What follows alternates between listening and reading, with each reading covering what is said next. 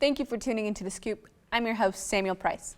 Our top story, the plant apocalypse continues to be a major threat to the lives of us human beings. Due to the catastrophe, please bear with us, for several of our crew members have lost their lives during this time of conflict. The highest targeted group, lumberjacks, are now gaining the courage to join together and fight the forces of Mother Nature. Yesterday, plants broke into the local nursery to release their fellow plant mutuals in hopes to win the fight against the lumberjacks. The flannel community released a statement in response stating they are armed with axes and saws and have now teamed with the military to torch any necessary parks with napalm if the number of deaths in the lumberjack continues to rise. Sammy, our brave expeditionist, ventures out into enemy territory to give us a first-hand visual of what life is like. There is sensitive material pertaining to human and plant interaction and mentions of death. Viewers' discretion is advised and may not be appropriate for younger or some adults. Hello everyone, it's Sammy Goyle. Today I'm in a local forest in Southern California. As you guys know, the plants have been taking over the world. So I decided to see if I could spend 5 days in the woods and maybe even befriend a few of our enemies. Today is day 1, so let's begin. Today we are going to try to find a place for shelter. I don't have a tent with me due to the fact that it was recommended that I carry the least amount of things as possible. However, I do have this shield to use as a replacement of a tent. And the good thing about the shield too is that I could actually use it as protection in case a plant decides to go after me. Let me demonstrate for you. So you see, with this shield, if a plant decides to come after me, I can hide within seconds. Plant! As for water, I have this water bottle to last me the 5 days. And for food, I will rely on what nature can provide for me. Okay, so I think this is a pretty good spot for a shelter. So Matthew, my camera guy, and I are just gonna begin setting up, and then we'll probably go to sleep, and we'll catch you guys in the morning. Good morning. It is currently 6 a.m. and day 2 of our journey. Good news, we survived the night. Today I'm gonna be attempting to befriend the plants. For so long, our world has been stuck in chaos, and the war with these plants has been so violent.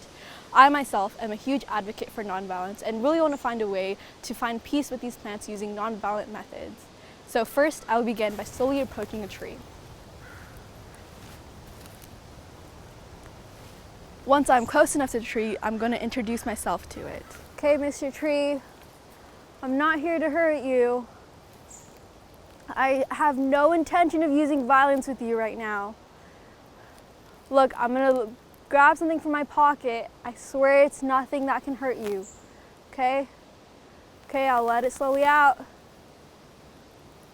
Next, I'm gonna show them a magic trick. All right, Mr. Tree, pick a card. Pick any card, I won't look. And show the camera once you have it picked. Okay, and now can you put the card back in the deck? Thank you. Now, I'm gonna shuffle these with my eyes closed, and then I'm gonna pick out a card, and it's gonna be the same card that you picked out. Okay, ready?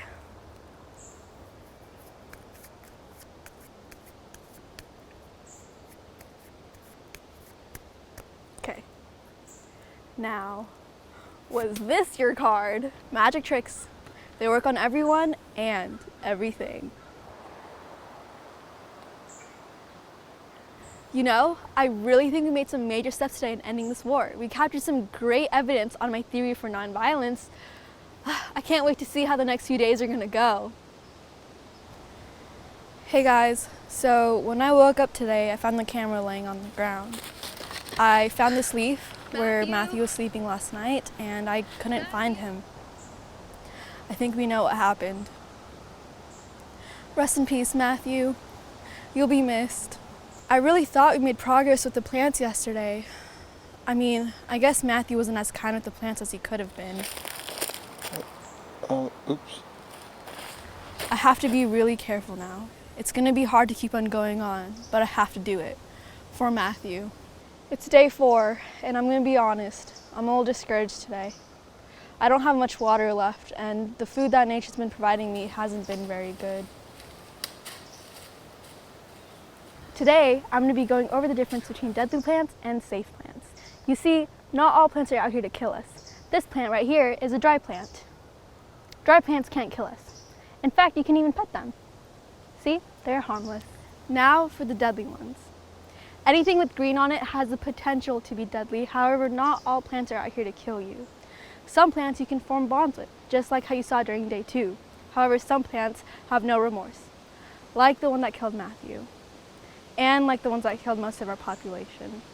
And I know that trees do look like they could be the most deadly. However, on my journey here, I found out that trees are actually the ones that I formed the most bonds with. Today is day 5 and the final day of my journey. We made it to the end. Unfortunately, my cameraman Matthew did not make it. However, he will forever be missed. After my 5 days here, I firmly believe that the answer to solving this war is peace. By using nonviolence, we can end this war once and for all. Once again, I'm Sammy Goyle, and as I find my way out of these woods, I would just like to say a final thank you. Unfortunately, Sammy never made her way out of the forest. Our remaining search party found her belongings out in the wilderness. If you happen to see Sammy, please contact local park rangers and authorities. I guess those magic tricks didn't end up working in the end. Sports are a major influence among the daily lives of humans. Sophie went to go check out a bush ball game. Let's go see what all the rage is all about. Hey guys, it's Sophie. I'm out here at the park trying to figure out what the heck bush ball is all about. Behind me, there's a game going on right now.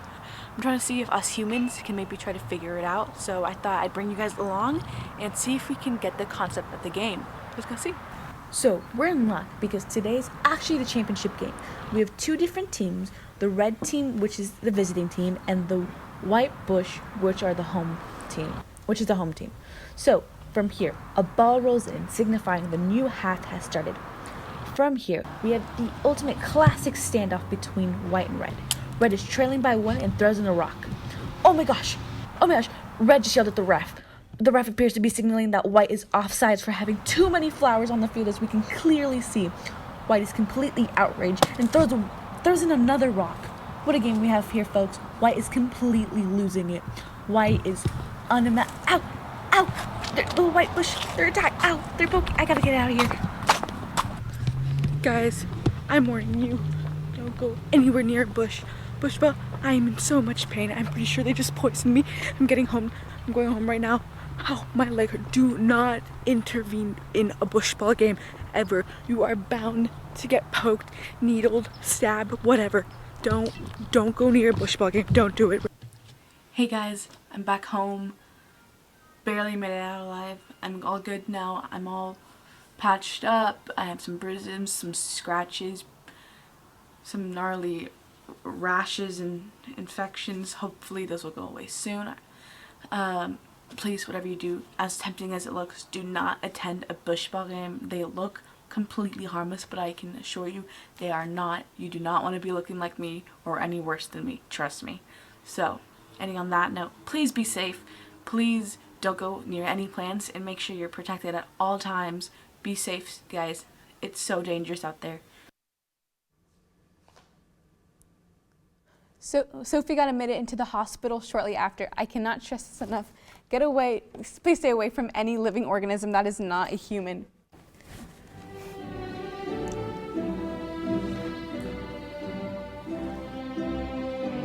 For those who will still be alive, Saddleback's 52nd commencement ceremony will be held May 27th at 9 a.m. This year will be the first ever commencement drive-through celebration. Graduates who RSVP'd will be receiving more information, so keep an eye out for any emails. You can visit saddleback.edu/commencement. There are many extreme instances of the weather coming up. Let's check out what Kevin has in store for our weekly weather update. All right, starting off with the forecast, we're going to be looking at the record-breaking weekly highs in Texas. Keep in mind that the highest temperature ever recorded was 134 degrees, which was measured in Death Valley, California back in 1913. In Austin, we're seeing a 131. In Dallas, we're seeing an extreme 137, which is the new highest temperature ever to be recorded on Earth. San Antonio is seeing 130, Houston 129, and a cool 127 in Corpus Christi, thanks to the fresh breeze coming off the coast. These temperatures are high now, but are expected to get even higher as we roll through the summer months. As you know, it's important to stay hydrated and to stay out of the sun. You see the map, You know it's hot. Now try and stay as safe as you can. Stay out of the car. Be careful. Let's check out the exact opposite that's happening on the upper East Coast. They're dealing with the exact opposite of a problem. Up here, we're seeing a pretty bad cold streak. The coldest temperature, however, was recorded in New York, and it was -52, and we're not seeing the craziest of lows. But the problem is not the temperatures themselves, but the length of time we're seeing these averages staying around. In Boston, we see -43, Augusta, Maine, -44, Syracuse and Burlington with the lowest temperatures of -47, and New York being a little less frigid at -34. But at this point, who can tell the difference? These temperatures have been sticking around for months, and they show no signs of warming up, even though we are nearing the summer months. It was predicted that this was going to happen due to the complete melting of the northern ice cap, but we did not expect to see these temperatures this cold for this long. Now let's move to the most tame part of the U.S. We're going to go to the LA beachy area. Moving over to the lower west coast of California, we are seeing a low pH advisories. Beaches from LA down to San Diego are seeing alarming changes to the measured pH. Now, the pH scale may be kind of confusing, but it's important to remember that a neutral number is good, like 7, but any deviation from 7 makes the water either more acidic or more alkaline, and you really don't want either of those in your swimming water. In this case, with the lower pH number, the water is becoming more acidic. In Laguna Beach, we are seeing 3.6, which is basically like swimming in vinegar. Newport, we see 3.3, and Carlsbad, 3.4. These beaches have been closed. However, Long Beach and San Clemente both remain open, even though they are measuring the most acidic. Now, that's all we have for the weather forecast. Let's see how the human refugee camps in the Amazon are bringing new hope to the world.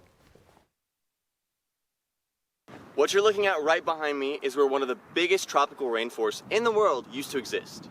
The Amazon rainforest, which was home to many unique species of flora and fauna, is clearly not what it used to be. After many years of harsh climate change and extreme deforestation, what's left is a dry, barren, plantless desert landscape. In the Amazon's place, however, stands new refugee camps for all trying to escape the worldwide reach of plants.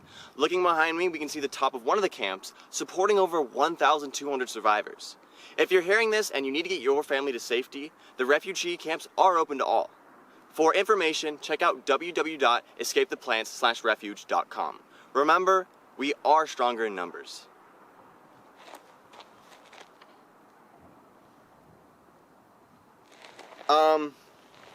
I was just informed that both of the camps were in fact just destroyed by the plants. I wouldn't suggest coming here. So, good luck on your own. I don't know what to say, but back to you guys in the studio. Thank you. Oh, that's not very good.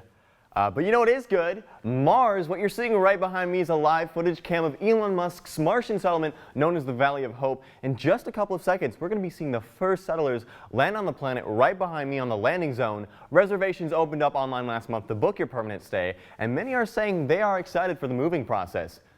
All right, so I'm getting news that the landing process is about to happen, again, right behind me. Hopefully we'll get a good view.